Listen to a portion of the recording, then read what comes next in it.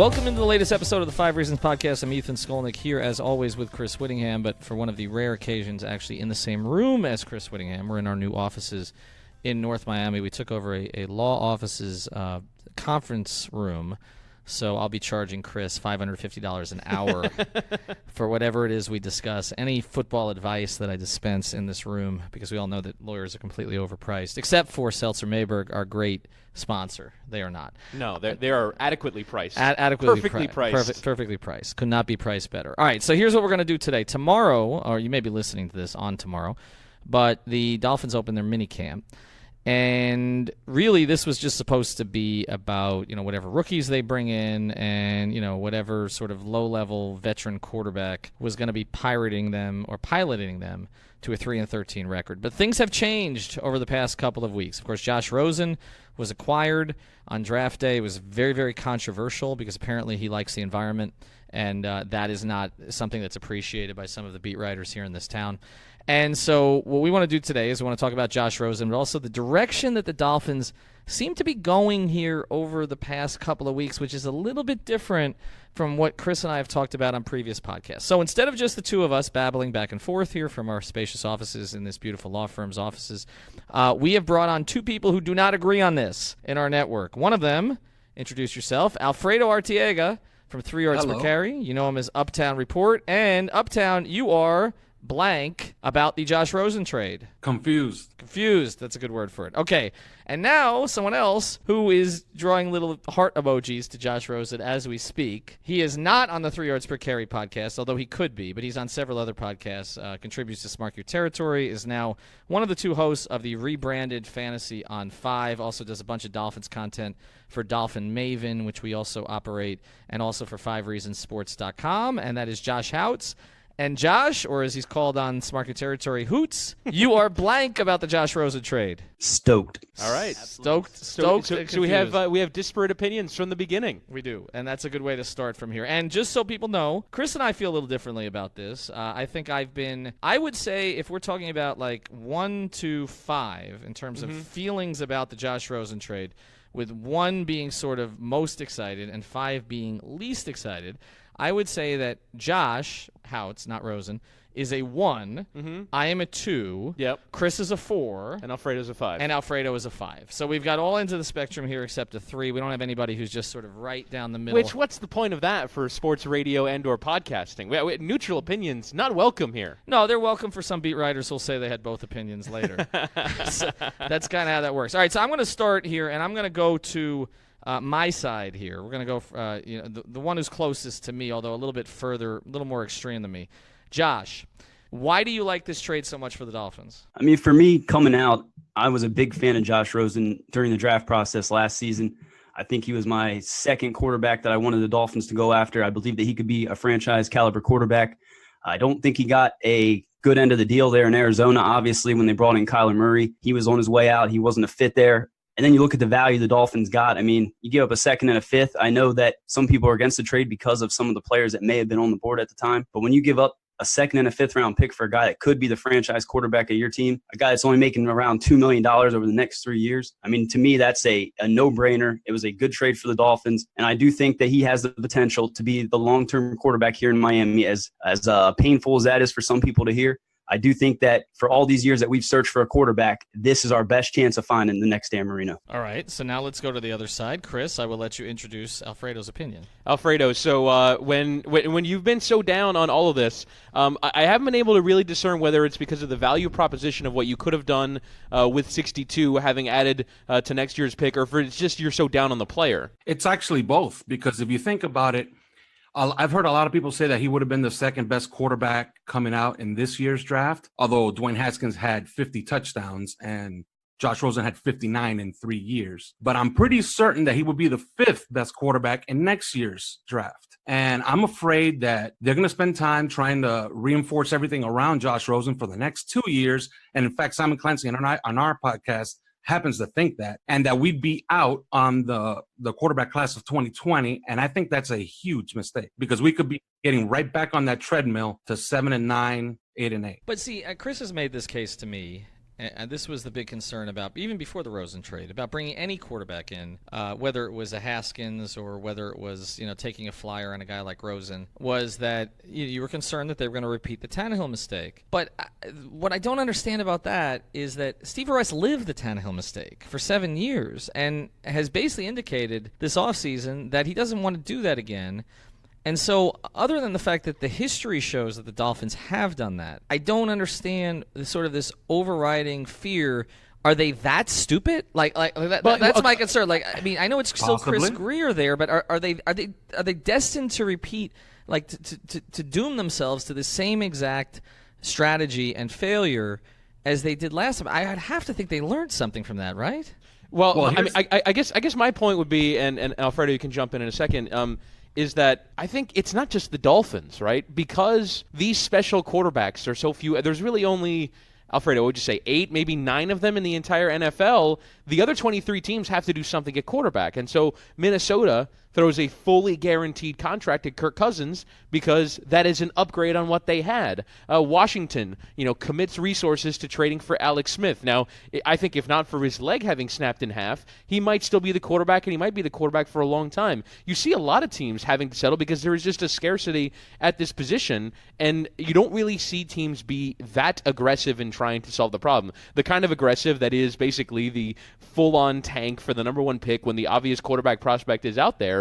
And I just think, and my concern is that realistically, this organization is not going to turn around unless you find that franchise-changing guy. And while Rosen could be it, which is, I think, the optimism that Houtz has, I just don't think that it's that likely, or not that really anyone is that likely to be the kind of good that we're talking about, but it's that likely that he's going to make such a jump from year 1 to year 2 based off situation, based off coaching, based off offensive line, that Rosen can really reach that stratosphere. And I just think it's not just a Dolphins problem, it is a league-wide problem with settling for okay when basically out of a lack of options. And I really do have a real legitimate fear that the Dolphins end up in this place, not just because of their history, but because really of the behavior of 22 or 23 teams in the NFL. The way I look at it is it's pretty simple. You paid a 2nd-round pick for what could be the 5th best prospect coming out next year. I could wait a year. I thought we were done trading 2nd-round picks for lottery tickets. And we're back on this train where, what does success really look like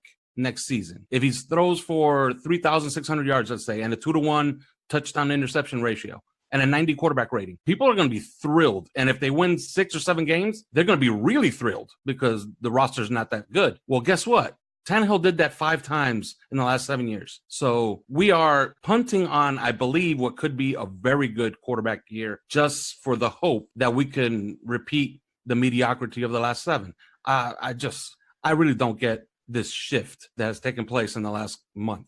But Alfredo, okay, so I understand that Tannehill did that a bunch of times, but Josh Rosen's 22, and Ryan Tannehill, was doing that towards the middle to end of his 20s. He was 30 by the end. He was 30 by the end. And so I guess that would raise the concern that they would decide to hold on to the guy because they would say, well, he's too young to give up on. Look what he just did.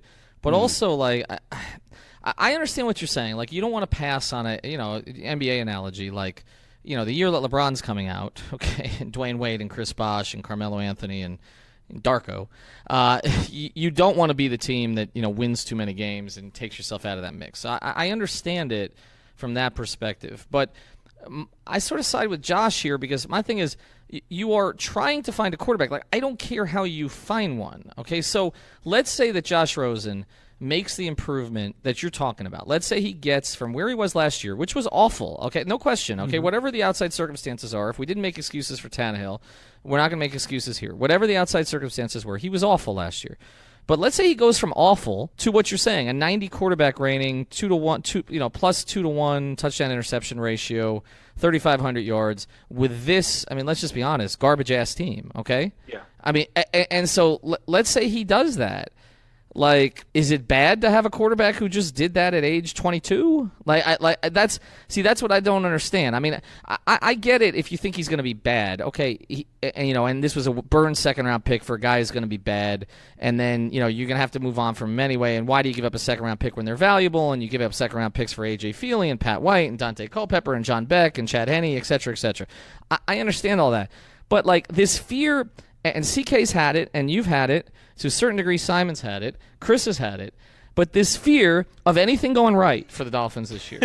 like that, right? It is a fear of being good. Right, but Josh, I mean, am I right about? I mean, has this gone too far? Like, I understand the goal here ultimately is to be bad, I guess, but I also feel like this team wants to sell some tickets. They need to sell some hope. Look at the last 2 weeks. Like, there's been, I mean, our podcasts on Rosen, we're doing another one today for that exact reason. Our podcasts on Rosen have trumped anything else we've done. Sorry to use that word. Have exceeded anything else we've done. You need to come up with a new verb for that. All right, okay. Have exceeded. Have exceeded. And there seems to be actually some buzz around the team again, and that can't be bad. So, Josh, what am I missing? I don't know. And I mean, aside from being the Dolphins, what's to prevent them from drafting a quarterback next year? We saw San Diego do it when they had Breeze. They went out there and got Rivers. That is a good situation to have. I think you're absolutely right. What you see from Josh Rosen, and I do think a lot of this has to do with the player and the evaluation at some of these guys. I'm not sure, Alfredo, how did you feel about him coming out last year? Like, if you weren't a fan of him last season, you're obviously not going to like the trade. But how much different would things be if the Dolphins took him last year in the first round, if they traded up for him? Would we be feeling a little bit different about this? If that tank for Tua stuff never came out, would we be feeling differently about this? I understand that in order for things to go right in Miami, that they need to get a high draft pick. They need to find that franchise caliber quarterback. But if he goes out there and balls out, like you said, and puts up those numbers, that is a very good situation to be in, because now you got that plethora of draft picks next season where you can go out there and fill the edge rusher, the offensive line, or even trade down, do the New England thing, get picks for the next year. And then Trevor Lawrence is coming out. And I don't care what anybody says. I think Trevor Lawrence is the best quarterback that's coming out in the next 2 years. That class is probably going to be pretty good as well. I see no negatives to giving Josh Rosen a chance. You mentioned the fan base. It's been a complete shift. I mean, Alfredo talked about the poll that he put up. One day, no one wanted to give up a second-round pick. A week later, everyone loved the trade. I mean, Josh Rosen he's going to start this year. I don't think there's any way that Ryan Fitzpatrick beats him out. I don't think, I think what he's going to bring to that quarterback room is going to be a great thing, but I think this is going to be Josh Rosen's team. They're going to give him a chance. And, I mean, this is the most excited. I mean, this was a year where the Dolphins were not supposed to be good. We're going into it. We're just going to breeze right through it, head right into 2020 and compete then. Now they have a chance to go out there and evaluate the quarterback position. Again, I don't see any negative in this trade. We'll get back to our episode here in a second, but first I want to tell you about a great new sponsor of the 5 Reasons Sports Network, and that is ShipYourCarNow.com. These guys can move any car, boat, RV, motorcycle, or equipment anywhere you need worldwide. You have a business and need to ship freight or machinery? Call them. College moves, new car, used car, buying the toy you've looked at for a while? Call them. These guys can ship it all, so give them a call. Here's the number, 1-800-264-4644. That's 1-800-264-4644, or visit shipyourcarnow.com/5 reasons. Also, make sure to mention 5 reasons on the phone. I wish they'd had this when I was going to college. This would have been great for me. I needed to get my car down from Baltimore to Florida. I ended up taking the auto train. You don't want to take the auto train. Ship your car, fly. No job too big or too small. Ship Your Car Now moves it all. To me, the thing that I've been sort of thinking about in the last few days is if it does go right. If it does go so spectacularly right in the way that you guys kind of see it in maybe the ideal world, if it goes so spectacularly right that Josh Rosen is, a franchise-changing guy, and you have him the next 2 years at $2 million apiece, it actually can kind of very quickly, and this is going to sound ridiculous, right? But it is the kind of ridiculous that maybe the Rams fans would have felt after year one of Jared Goff. But it can go very quickly from we're thinking about this being among the worst teams in the league to all of a sudden, as you mentioned, Josh, you have the war chest of draft picks. You also have, heading into next year, a war chest of cap space. It could be, $100 million, perhaps even more than that in cap space. I mean, they can very quickly flip the switch from a team that's thinking about a rebuild to a team that's thinking about winning big. Because if Josh Rosen is as good as his promise was, is as good as what people thought of him, even coming out of high school, much less out of college, if he's that good, then you have a quarterback on the cheap, and that's basically Super Bowl windows now. Super Bowl windows are teams that have quarterbacks on the cheap, and Josh Rosen might be as cheap as a sort of top-level talent as Russell Wilson when he was with Seattle. And again, this might sound completely insane, but imagine pitching this idea 2 years ago to the Rams fans. They probably would have said you were just as crazy. That proposition, the proposition of getting a first-round pick at quarterback, and not just a first-round pick, but one that you basically don't have to pay any signing bonus, that's $2 million worth of salary over 3 years. It's such a value proposition in potential I just think the probability of that happening is so slim that I just don't know how you can really talk yourself into it being even a possibility that, Rosen is that level of good. Maybe he is, and maybe that Arizona situation was truly a tire fire. But one, I don't know how Miami's situation could be that much better. And two, I just think, and Alfredo and CK have chronicled this more than a fair amount of just how bad it was in his first year, and generally quarterbacks don't recover from being that bad. Yeah, and let me say that there's been a little bit of revisionist history on how good a prospect Josh Rosen was coming out as a junior. He was the clear-cut number one prospect coming out as a junior the first 5 games of his junior season. Then that Arizona game came on, and he faded all the way to draft day, where he was the 4th quarterback taken. Then we saw his rookie year. It's been, how a stock price can be on an uptrend. It's been a steady downtrend for about 18 months. And what I'm looking at is next year, a team, and I've actually gotten a quote from, it's not Chris Greer, but somebody connected to the Dolphins, and they tell me they're planning on going for it, whatever that means, next year. They have 2 picks in every single round except the first, and they could have a top 5 pick there, and $120 million in cap space. If they're going to commit all of that money in support of Josh Rosen, and he's not the guy, we bought ourselves 10 years of irrelevance. And that's my fear. But how do you determine, I guess I just keep coming back to this. I mean, how do you determine who the guy is? And I understand the downtrend, but I'm going to throw a couple things at you. I don't know how good a head coach Jim Caldwell is, because it was up and down a little bit. I mean, obviously he had Peyton, then he didn't have Peyton, then Stafford. But I think he's pretty well regarded as a quarterback coach. I also think one of the best. I also think Chad O'Shea is pretty well regarded for a lot of the stuff he did in New England, and a lot of what Rosen does fits that system. And I know you're aware of that, Alfredo. So I guess it feels like we're arguing kind of 2 separate points. Like, I think, again, your fear and Chris's fear and CK's fear is that he's going to be too good. Not too good, but not good enough. Right, but at the same time, we're saying he's been on a steady downtrend for the last 18 months. To me, you just throw out a lot of what's happened recently, and you say, okay, does the kid have tools? And do the tools fit the system that they want to run? And I think this is a good test for this new coaching staff. I think it's a good test for Brian Flores in terms of how to manage the situation. And I'm really just struggling to see the huge downside here. The fear that he's too good and they don't take a quarterback.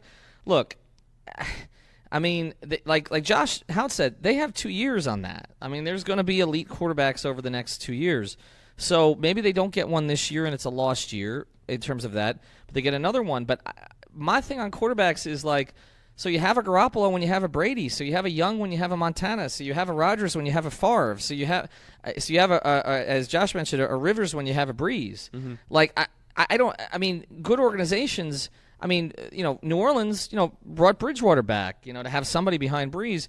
Bad organizations are always searching for a damn quarterback, and I would rather have more that can play a little bit. I mean, Jacoby Brissett in New England, they were able to flip him. Now, not for much for Philip Dorsett, but they got something when they needed a receiver.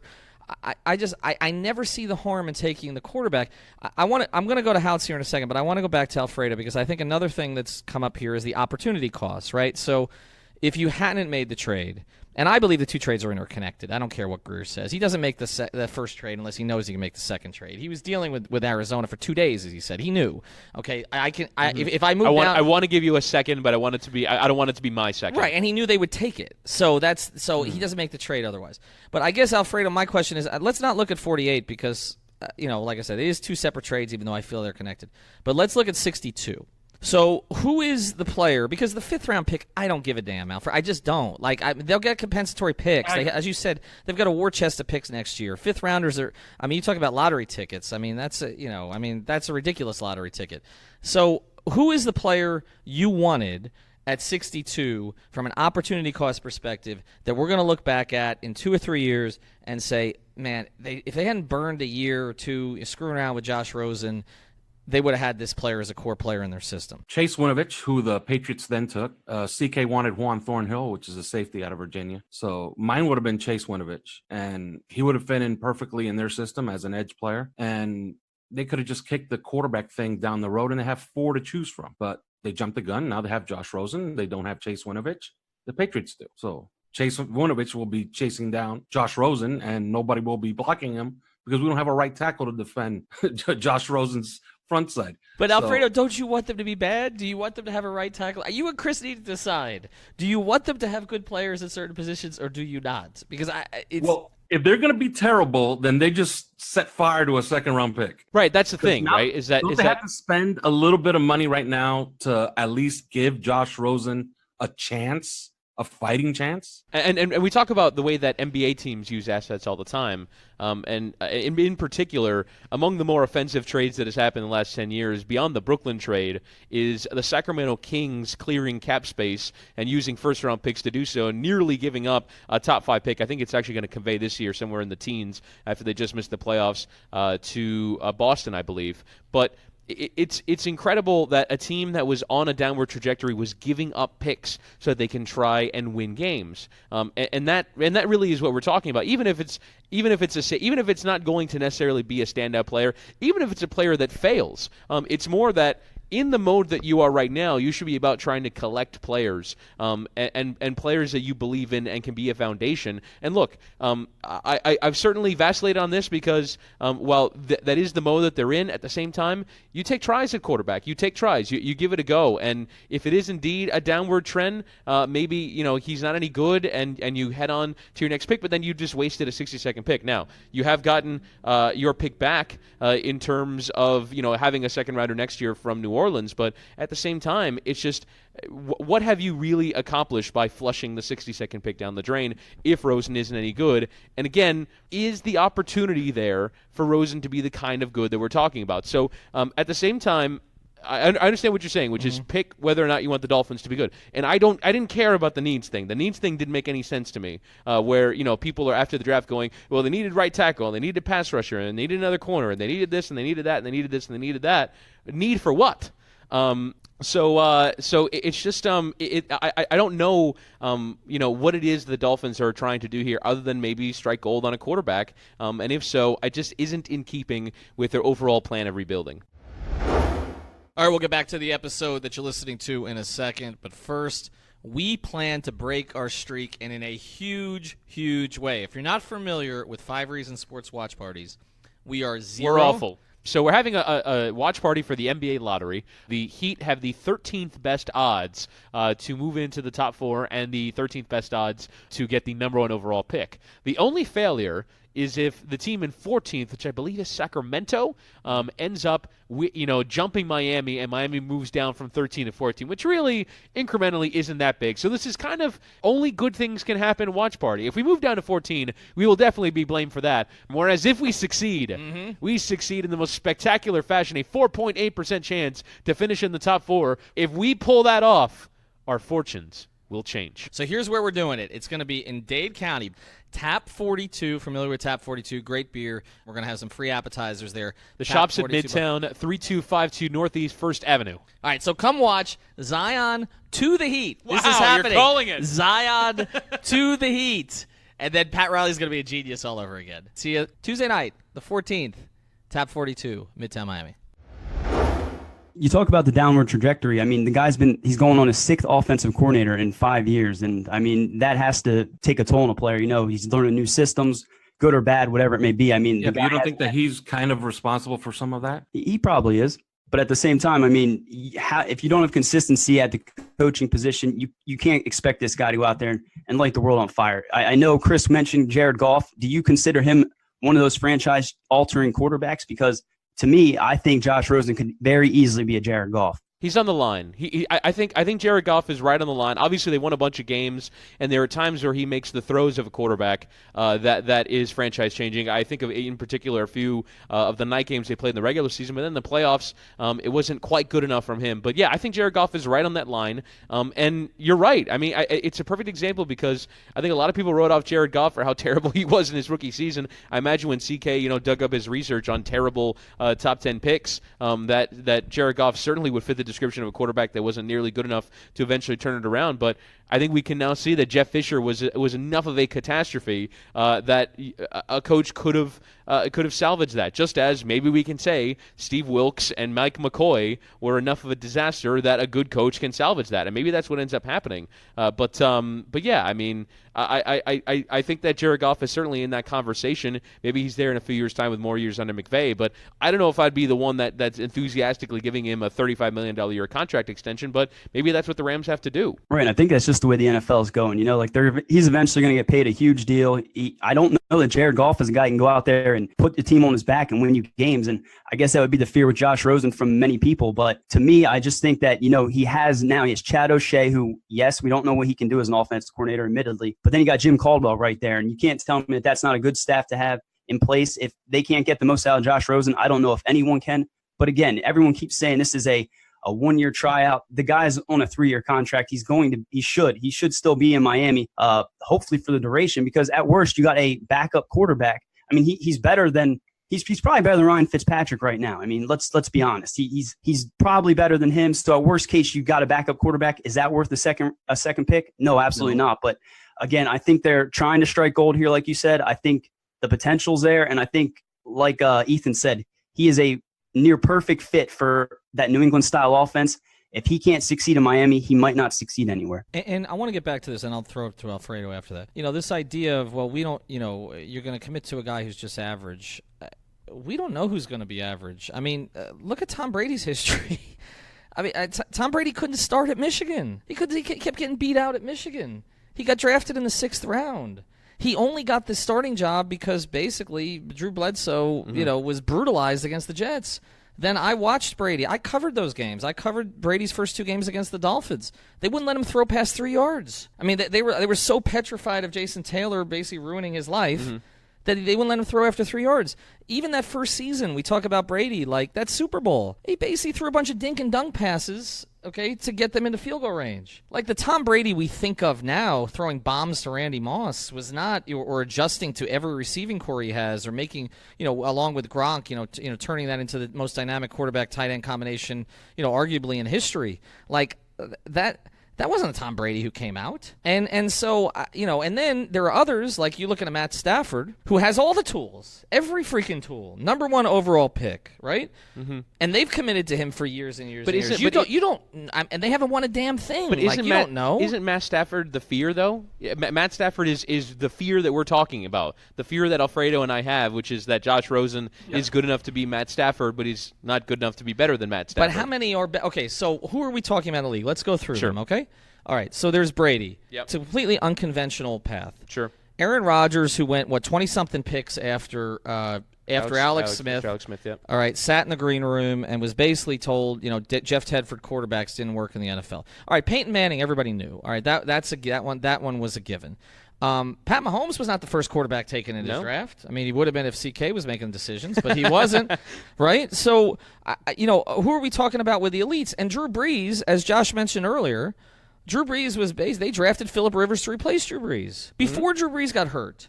And then Drew Brees got hurt and was supposedly done. And Drew Brees is kind of the best-case scenario of guy that maybe is good enough to start on a team, but I don't know about him. Now it's 5 years into his career. I mean, you go back and look at his numbers with the Chargers; they're not anything special. And then he becomes a supernova in New Orleans. Look at some of the others who are in the Hall of Fame right now. Warren Moon.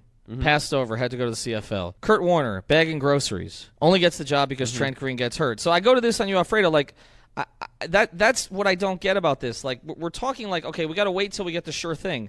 There is no sure thing. Tua is not a sure thing. He may look like a sure thing. Lawrence looks like a sure thing. But Matt Leinart looked like the best quarterback coming out of the draft in years and years and years as a freshman, right? And then by the time he came out, people were like, I don't know. And then they saw him play for the Cardinals, and they're like, no, that's not it. Ryan Leaf almost went first instead of Peyton Manning. So I guess what I don't get on it is, like, I don't know that Josh Rosen's the guy. I don't know that he isn't. I just know that there seems to be enough tools there to work with. Yeah, and what I'm saying is that there's a much better crop to pick from next year. So, like, if you're walking through the grocery store and you're going to pick bananas, do you get the ones that are all rotten already or half-eaten, which is what the Arizona Cardinals did? Or do you get the nice, pretty little bushel that's right there in the corner, although you might have to wait for it to ripe? And that's what it is. That's what we're going to get next year. Next year, we're getting 4 prospects. 4, not 1, 2, or 3. 4 of them. So you're almost guaranteed 1. 4 that are considered much better than what Josh Rosen was coming out of UCLA. And for that matter, better than what Sam Darnold or even Josh Allen. Probably not better than Baker Mayfield.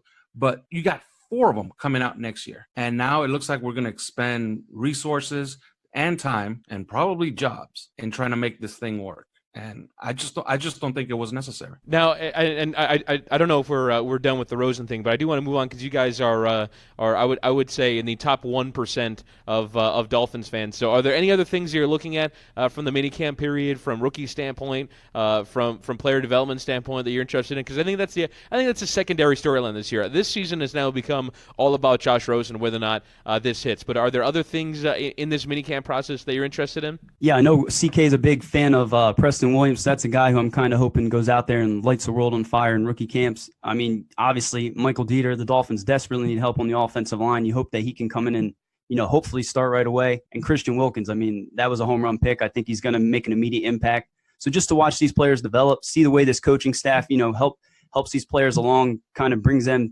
to fruition. And hopefully the Dolphins are building a team that's going to be decent for many years to come. Yeah, to me, it's also Preston Williams. Like, if you really want to prop up their draft, they got a 2nd or 3rd round pick as a undrafted free agent. But the thing that I really, really want to watch is who's lining up at right tackle. Because as of right now, it seems like it could be Jesse Davis. I thought he had a bad year last year. New position for him now? I don't know. So I want to see who's lining up at right tackle, who wins the battles on the right side of the offensive line. Let me just throw Charles Harris out there. I mean, that's a guy the Dolphins desperately need pass rush help. I don't know what they're going to do outside of him. I think we got to quit on that already. Yeah, Charles Harris, it's over for him. It has to be. Yeah, I mean, I wasn't very high on the pick coming out. He was he was a meh pick, but everyone always said, he was a fit in a 3-4. So we'll see what he can do.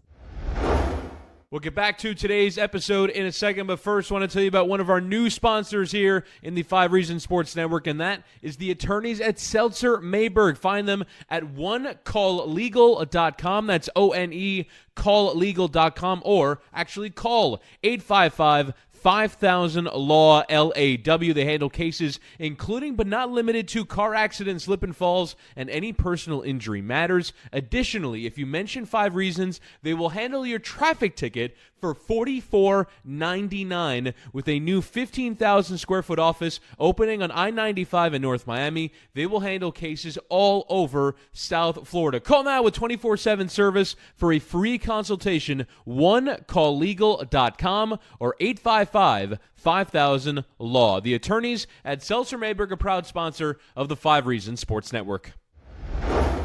I mean, let's look at the receiver position, too. I'm kind of curious on this because Houtz, you wrote a piece about Albert Wilson today, and I think there has been a little bit of forgetfulness on how good he was, particularly over like a 4 or 5 game stretch. I mean, they're bringing back 2 guys off serious injuries in Wilson and Grant, who provided kind of the moment of the season other than the play against the Patriots, which was the high 5 on the long play, a couple of long plays that they had there.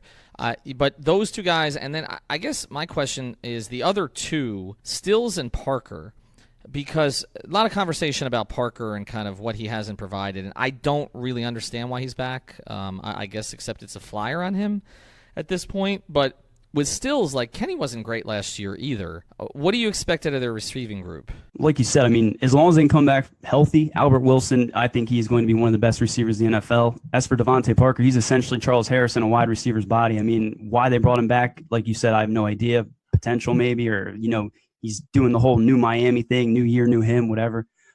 Kenny Stills, though, I mean, he's a guy that I think he does more things that you don't really notice, like takes the top off defenses, open things up underneath. I think this receiving core, though, as a whole is going to do pretty damn well in that New England style offense with those quick passes. I think that's the way that this offense is going to be built. And I think they're going to go out there and they should be able to make some plays, but you absolutely got to be a little bit hesitant to go out there and crown them, because if Jakeem Grant can't come back, Albert Wilson can't come back, if those injuries linger, that receiving core goes from being a positive to a negative real quick. I'm not as willing to rule out Charles Harris as you guys are, because he was playing in this wide 9 scheme that Matt Burke ran that I just don't think was a fit for everyone, and perhaps Charles Harris is included in that. I mean, if we believe that Matt Burke didn't do well as a defensive coordinator here, then why wouldn't there have been players that were developed poorly along the way, or players that were playing out of position or out of scheme? And it seems like Brian Flores has a much more fluid system that isn't necessarily based on a 3-4 or 4-3. It's about skills, and I'm not necessarily ruling out that Charles Harris has some of the desirable skills for Brian Flores. And frankly, again, if it were any other team that was trying to compete to win, Charles Harris probably wouldn't see the field. There would be 2 or 3 defensive ends that were better than him on the roster, but that's not the reality of this team. So I'm not necessarily ruling out that this could be a team that, or a player that can succeed in this system or in the way that Brian Flores would want him to play. Again, I don't know necessarily what he's looking for out of that edge position is what they call it now. It's not 3-4 pass rusher or 4-3 pass rusher. It's just edge. But I'm curious to see what Brian Flores can do with him, and in general what that defensive scheme can do with him, because this could just be a player that was horribly misused by the previous coaching staff. And if we don't rate the previous coaching staff, and clearly the Dolphins don't because they fired all of them, then why wouldn't there have been players that slipped through the cracks along the way? Now, let me say this. They're rumored to be in on Nick Perry. If they sign Nick Perry, it tells you everything that you need to know about Charles Harris. It tells you that he's not really in their plans, because where does he play? He becomes a player without a position on this team, because he's kind of slow to be an outside linebacker or even a straight linebacker. He can't play 5-tech because he's too small, so he would be an edge player. So he would obviously play behind Nick Perry. So where are his snaps going to come from? Where are his numbers going to come from for him to have a longer career in the NFL? So I would watch this Nick Perry situation closely. Supposedly he was in a couple of nights ago here in Miami. He doesn't have a contract yet. At least it hasn't been reported. But if he does sign, I guess that tells you everything you need to know about Charles Harris. But does it also tell you about this strategy shift here? Because we can talk about getting weapons for Rosen to make it easier for him. So they went out and got a right tackle right now. You say, okay, that's about Rosen. That's about giving Rosen the best chance.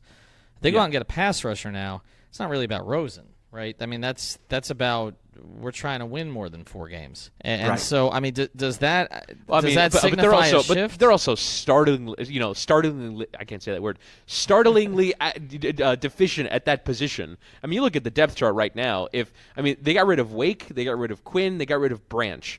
All they have left from last year's team is Charles Harris and maybe some training camp invites and some players that they've held on to at the back of the roster. I mean, they don't have a starting caliber player to play opposite him. They have right now Jonathan Woodard and Tank Carradine as rotation players on the defensive line. That's appalling. I mean, that's really bad. And so, I don't think if they sign a pass rusher, that means they're trying to win. I just think it means they're trying to find a player to play that position, because right now they don't have one, which, again, is why Charles Harris is going to see the field a lot. But, yeah, I mean, I wouldn't necessarily view it as a sign of winning. I mean, they are a level of deficient at that area that is just, it's insane. Can we make sure we don't leave out the AAF all-time sack leader, Jaron Elliott?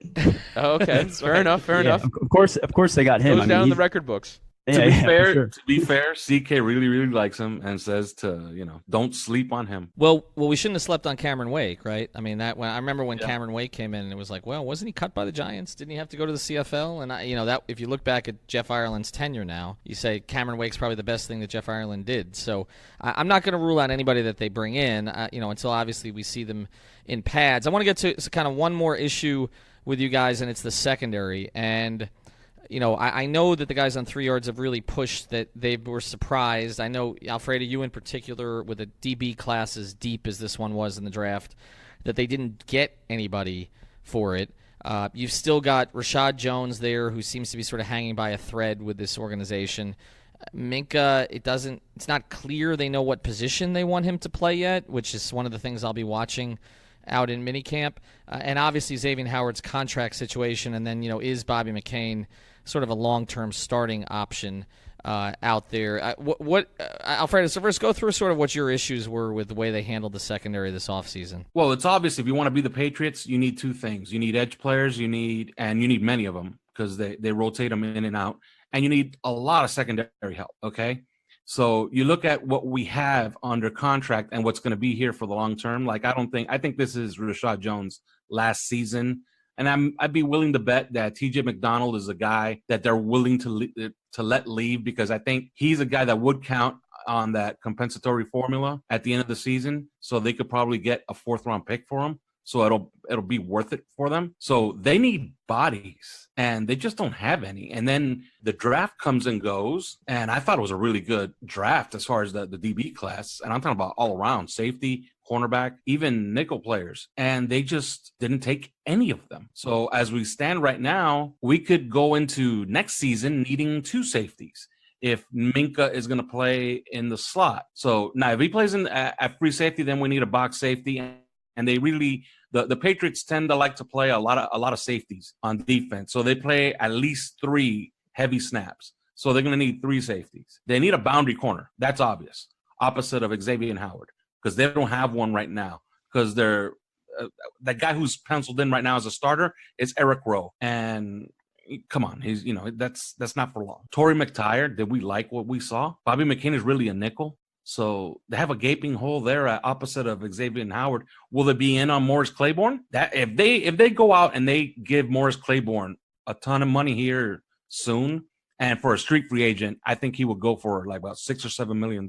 If they give him that, then it really is a complete shift in philosophy on the fly. And that's the name right there. I mean, that's the guy that I'd be interested in if the Dolphins are going to go out there and make us, try to build this thing in free agency, go out there and get a guy that can come in and contribute. But you're right. I thought when you guys were so down on the Josh Rosen trade, I thought maybe it was because they completely ignored the secondary. We know that New England likes to use those heavy packages. Right now, I mean, you didn't mention Cordrea Tankersley. There's probably a reason for that because, he had that somewhat decent season and then he just plummeted. So aside from Xavier Howard, who they still need to lock up, which I do think that'll eventually come, you said it best. They have Eric Rose Corpse, who he's never healthy. And then you got Bobby McCain, who's a nickel. And outside of that, I mean, they're in trouble. So the secondary is definitely alarming. I think aside from pass rusher, like we touched on, and of course, right tackle, those are the 3 biggest needs for me. All right, so let's go through it as minicamp is starting, and obviously we got a better handle on this when the pads come on in training camp. But let's say the roster is as it is. Let's say they don't go get a Perry. Let's say they don't get a Claiborne. It's basically this, some guys off the street that they add, other teams' cuts. Maybe they find a starter here or there. This Josh Rosen becomes the starter, which I think most of us are anticipating for week 1. How many games does this team win this year, Alfredo? Okay, absolutely. Crazy things happen in the NFL, but I think that the best case scenario as is about 5 wins. Yeah, I'm right there. I was going to say 6 to 7. I think it's going to fall right where we talked about. Can you get a good evaluation on Josh Rosen if they go 6 and 10 or 7 and 9? That's going to be what it all comes down to. I think they stumbled into those wins last year. I mean, Brock Osweiler started games last year and won games. Obviously, the roster's different, but anything can happen in the NFL. I see no reason why the Dolphins can't win at least 6 games this season. I thought they were also incredibly lucky to do so. I mean, and we talked about it, and you were confounded by it the whole way. They were so incredibly lucky to win some of those games. I mean, obviously that performance that they put on against Chicago and winning at home and, putting all these yards up against the league's greatest defense. I mean, there's a phrase in Miami, just complete cags, total cags to win those games. I don't know if they're going to be as lucky. I don't think they're as talented as they were a year ago. And it really would take an otherworldly kind of performance to lift them out, for me, above a 5-win ceiling. So at least you're kind of there or thereabouts. I still think that whoever ends up with the number 1 pick is not going to trade it, no matter how much you offer, because I think Tua is that kind of prospect. So I don't think you can get him, but I still think you can get a really good quarterback prospect. I think that's probably the territory the Dolphins will be in. I don't know if they can be the worst team in the league unless Josh Rosen truly is awful, which I don't think he is. Like as bad as he was a year ago, I don't think that's who he is. I think he'll get better. I don't think it's better enough to lift them above 5 wins. Yeah, I think they're a 5-win team also. I'm going to be curious to see kind of where the Bills fall on this, on whether the Bills and the Jets for that matter. I mean, look, the one intriguing thing about this is you got Brady in the AFC East, who when he's at least 68 years old, he might move on. And then you've got these other 3. And there was debate about the other 3 before the draft. I mean, there was no consensus that Darnold was the best among them and that Allen was second and Rosen was third. A lot of people thought Allen was first in terms of potential. A lot of people thought Allen was 12th in terms of what he was actually going to produce. And so I think that does make this somewhat compelling. I think they're a 5-win team. I don't think they'll win fewer than that, because I still think there are still too many good players left on the roster. Like unless they all get hurt. Right. I mean, still Howard, still a Tunsil, still a Drake, who probably is going to get more of a workload. I like Balaj. I do like the receivers that are coming back, provided that they're healthy. I think they can get more out of Gesicki this year if they use him properly. Dwayne Allen, to me, was an okay addition. they're going to have systemic problems on the offensive line. They're going to have systemic problems on the defensive line. The linebacking crew does not excite me, although I like Jerome Baker. And I know CK doesn't love him in this system as much as he did in the previous one. He likes McMillan maybe a little bit better. But I think we're looking probably at 5 wins. And if you are, the reality is if they don't bring in Josh Rosen, maybe they win 4. Maybe they win 5. Maybe Fitzpatrick gets hot and they win 7. So that's, again, why I come back to and I don't want to recycle on all this, but that's the other thing, Alfredo, on this, and to Chris, on this concern about Rosen makes you too good. Are we assuming Rosen would have been better this year than Fitzpatrick? I don't know. I think he has a better future. He's 22. Fitzpatrick's 37. But I don't know that he necessarily would have been better. And we've seen Fitzpatrick go on these unexplainable hot streaks for 3-4 weeks that could have sunk them. So anyway, follow them on their various social media platforms. Alfredo's at Uptown Report. Josh Houtz is at Houtz. It's Houtz. Again, you can find him on Smart Your Territory and on Fantasy and 5 as well. We'll talk to you soon.